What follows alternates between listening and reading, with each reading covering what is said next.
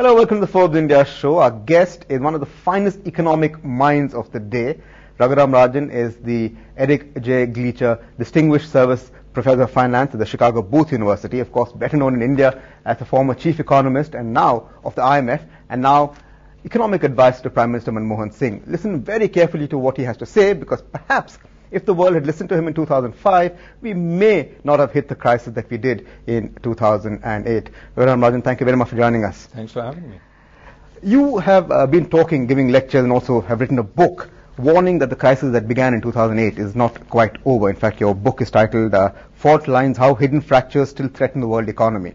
Now, before I ask you what dangers you see, let me try and extract a soundbite from you. So, in a sense, are you saying that governments should not rush into tightening, that is, don't try to cut the fiscal stimulus? No.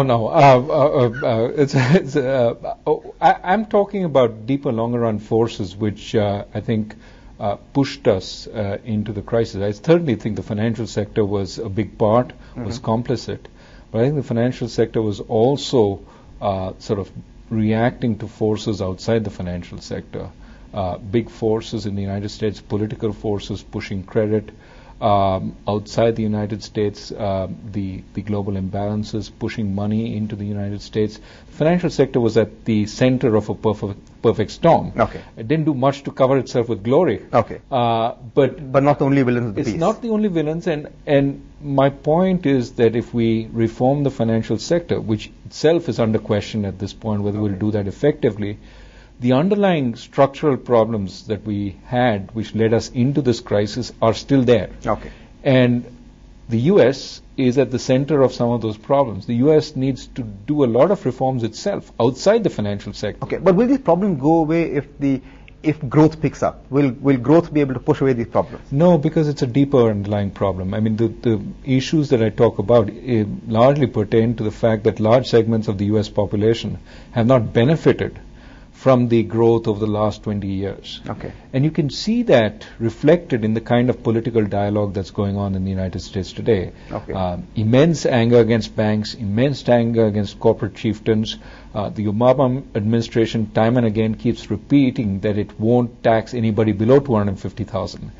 This kind of, soak the rich policies didn't exist before. Okay. And I think they are a result of serious divides. Is that the biggest worry? Because lots of people we speak to say that the biggest worry in 2010 is really quantitative tightening and nothing else. I think this is a longer-term worry. Okay. It's a longer-term worry. The way it is reflected, for example, would be in higher tax rates on richer people. Now, why is that a concern? Well, beyond a certain point, it does dull incentives. You argue that at the global level, countries should need to become less addicted to exports and really pull along with the United States to get the global economy out of its periodic ruts. But do you see that happening at a practical level? You speak about China. China has kept the RMB at about 682 for the last 24 months almost.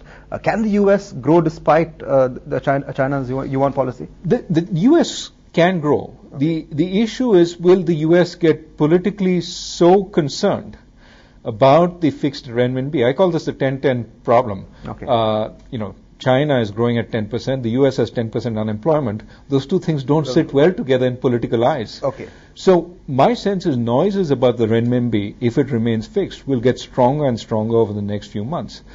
Also, countries who are, competing with China or in the same neighborhood should also worry, because of course the fact that they're able to hold the renminbi and they're able to sterilize the lot relies a lot on the fact that they have low interest rates in China. Sure. For countries like India, which already have an extremely large fiscal deficit, sterilization requires the issuance of quasi-government debt by the RBI. Okay. And that is going to become more difficult given our tight fiscal position already, given that interest rates, the ability to absorb government debt is also limited.